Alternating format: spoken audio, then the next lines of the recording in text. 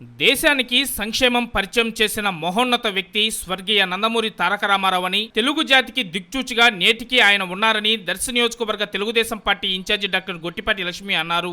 ప్రముఖ పుణ్యక్షేత్రం కొండగురవయ్య స్వామి దేవస్థానం వద్ద టీడీపీ నాయకులు కాట్ల కోటి మొక్కుబడి కార్యక్రమానికి హాజరై కాకతీయ కమ్మ సేవా సత్రంలో ఉన్న ఎన్టీఆర్ విగ్రహానికి డాక్టర్ గొట్టిపాటి లక్ష్మి, టీడీపీ యువ నాయకులు డాక్టర్ కడియాల లలిత్ సాగర్ దంపతులు పూలమాలలు వేసి ఘనంగా నివాళులర్పించారు. ఈ సందర్భంగా డాక్టర్ గొట్టిపాటి లక్ష్మి మాట్లాడుతూ, కూటమి ప్రభుత్వం చేస్తున్న అభివృద్ధి, ఇటీవల జరిగిన మహానాడు విజయాన్ని చూసి ఓరవలేక జగన్ రెడ్డి డిఎస్సిపై అర్ధరహిత ఆరోపణలు చేస్తున్నారని ఆమె అన్నారు. 5 ఏళ్ల సైకోరెడ్డి పాలనలో ఒక్క డిఎస్సి కూడా నిర్వహించకుండా నిరుద్యోగులను ముంచిన జగన్ కూటమి ప్రభుత్వం నిబంధనల ప్రకారం 16,347 ఉపాధ్యాయ పోస్టులను భర్తీ చేస్తుంటే వైసీపీ నాయకులు కుట్రలు పన్నుతున్నారని ఆమె అన్నారు. జగన్ పిఏ కేఎన్ఆర్ అవినీతి భాగోతం బయటపడటంతో ప్రజల దృష్టిని మళ్లించేందుకే డిఎస్సిని బూచిగా చూపుతున్నారని డాక్టర్ గొట్టిపాటి లక్ష్మి విమర్శించారు. అనంతరం డాక్టర్ గొట్టిపాటి లక్ష్మి దంపతులను ఘనంగా సన్మానించారు.